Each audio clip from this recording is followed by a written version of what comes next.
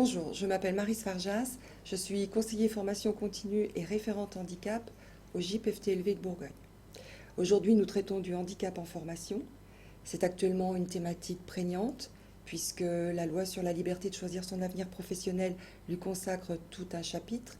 Et puis, parallèlement, on note que les chiffres du chômage des personnes en situation de handicap a augmenté 2 fois plus vite que celui de l'ensemble des demandeurs d'emploi. Alors, on entend beaucoup parler d'inclusion, de sociétés de plus en plus inclusives. Il est donc important de s'arrêter un instant sur le public fragile que constituent les personnes en situation de handicap pour comprendre comment l'inclusion peut se faire.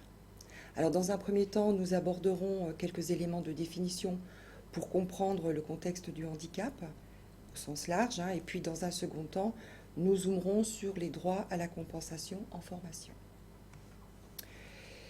Si je vous dis handicap, les premiers mots qui nous viennent à l'esprit sont très souvent connotés négativement ou péjorativement.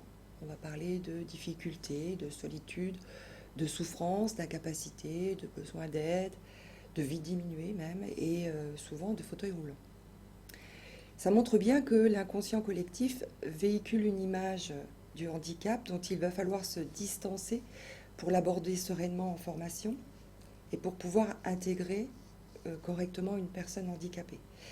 Parce qu'il y a aujourd'hui beaucoup de stéréotypes qui nuisent à la prise en compte des personnes handicapées. Comprendre le handicap nécessite de trouver donc un juste équilibre entre parfois des idées reçues et l'envie de faire à la place de ces personnes qui ont des incapacités. Alors si je vous demande qu'en est-il réellement du nombre de personnes en situation de handicap, eh bien, il s'avère que 2,7 millions de personnes entre 15 et 65 ans sont handicapées. C'est un chiffre important qui explique que l'État s'empare de la question.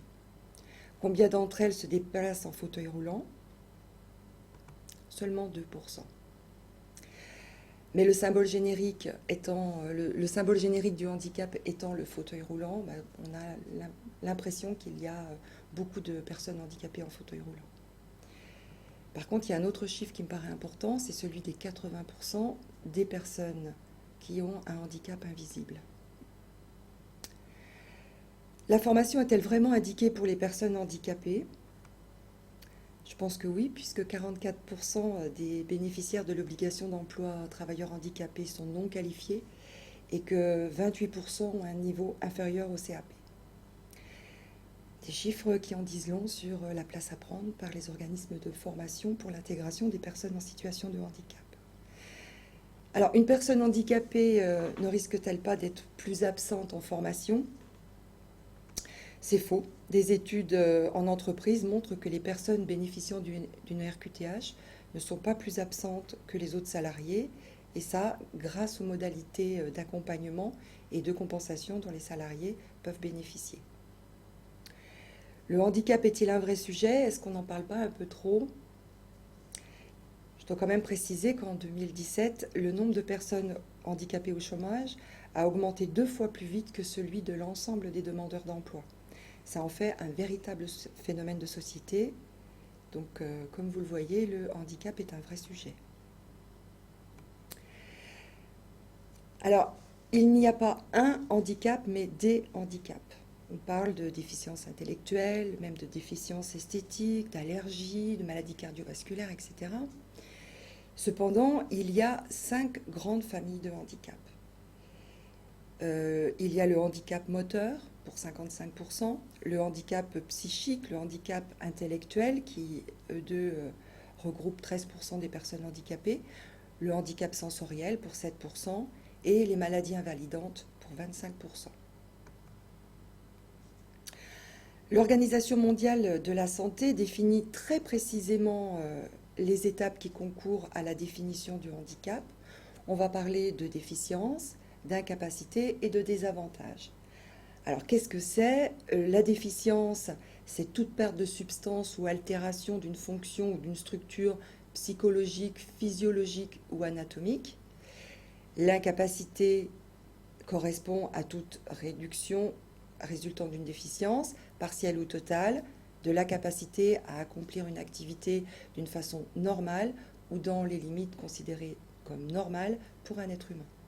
Et puis le désavantage, eh bien on parle de désavantage social d'un individu car il a un préjudice qui résulte de sa déficience ou de son incapacité et qui limite ou interdit l'accomplissement d'un rôle considéré comme normal compte tenu de l'âge, du sexe et des facteurs socioculturels. Donc vous voyez bien qu'il y a un lien très étroit entre la déficience qui entraîne une incapacité, qui entraîne un désavantage, et il faut que ces trois concepts soient réunis pour qu'on considère qu'il y a handicap. La loi du 11 février 2005 est une loi fondamentale qui réforme la loi d'orientation en faveur des personnes handicapées qui date de juin 1975. Elle est fondée sur des principes généraux de non-discrimination qui visent à garantir l'égalité des droits et des chances pour les personnes handicapées et à assurer à chacun la possibilité de choisir son projet de vie. Ce terme projet de vie est très très important parce qu'on va voir par la suite que avec deux handicaps identiques, en fonction du projet de vie des individus, les handicaps ne seront pas reconnus de la même façon. Alors la loi pose un certain nombre de droits qui sont le droit à la compensation, l'intégration scolaire. Il est dit que tout enfant a le droit de s'inscrire dans l'école la plus proche de son domicile, quelle que soit sa situation. Il y a le droit à l'insertion professionnelle. Comme on le sait tous, chaque entreprise de plus de 20 salariés doit avoir 6% de sa masse salariale en travailleurs handicapés. Et puis le renforcement de l'accessibilité des espaces publics et des transports, ainsi que la simplification administrative avec le guichet unique que proposent les MDPH. Alors, les MDPH, qu'est-ce que c'est ? C'est posé par la loi de 2005. Ce sont les maisons départementales des personnes handicapées. Et il y en a une dans chaque département. Elles centralisent les reconnaissances administratives des handicaps, orientent les travailleurs et prescrivent les potentielles compensations. Les compensations seront financées par l'AGFIP pour les personnes qui relèvent du secteur privé et par le FIP pour les personnes qui relèvent du secteur public.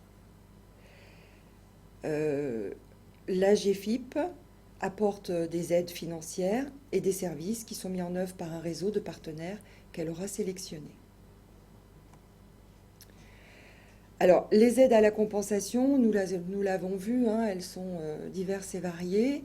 Elles relèvent de l'accueil de la petite enfance, de la scolarité, l'enseignement et l'éducation, de l'insertion professionnelle, des aménagements du domicile et également du développement ou de l'aménagement de l'offre de services pour vivre en milieu ordinaire ou adapté. Alors, les MDPH vont attribuer deux types de reconnaissance administrative du handicap. On parle de RQTH et de carte d'invalidité.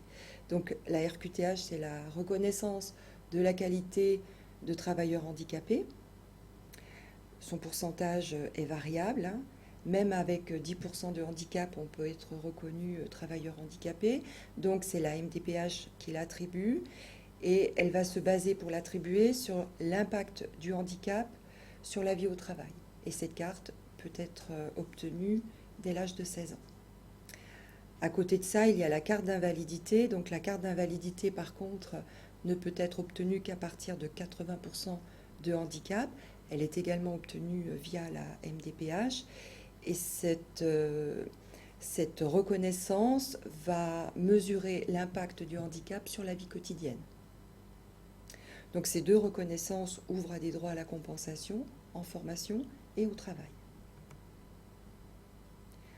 Alors le terme compensation pris au sens large relève de la réglementation, mais il y a également derrière tout ça une question de bon sens. Et quelquefois, sans qu'il y ait forcément des aides financières, eh bien, l'organisme de formation va pouvoir mettre en œuvre des compensations pédagogiques ou même en moyens matériels qui pourront aider la personne en situation de handicap. Donc la RQTH peut permettre aux demandeurs d'emploi l'accès au Cap Emploi, qui sont les réseaux d'agences d'emploi. L'accès aussi facilité à certaines formations professionnelles qualifiantes, mais également l'accès à des dispositifs d'accompagnement vers l'emploi tels que les PPS.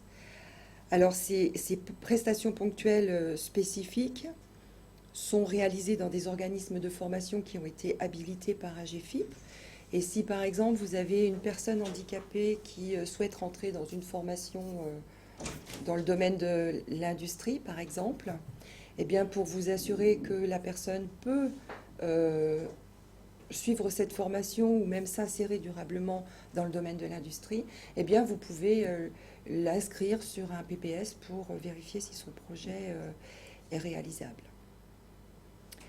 Mais c'est également la possibilité de faire valoir la reconnaissance, la RQTH, auprès d'un employeur, puisqu'il y a une obligation d'emploi de personnes handicapées. Et c'est valable aussi bien pour un stage, pour une formation en alternance que pour une insertion professionnelle.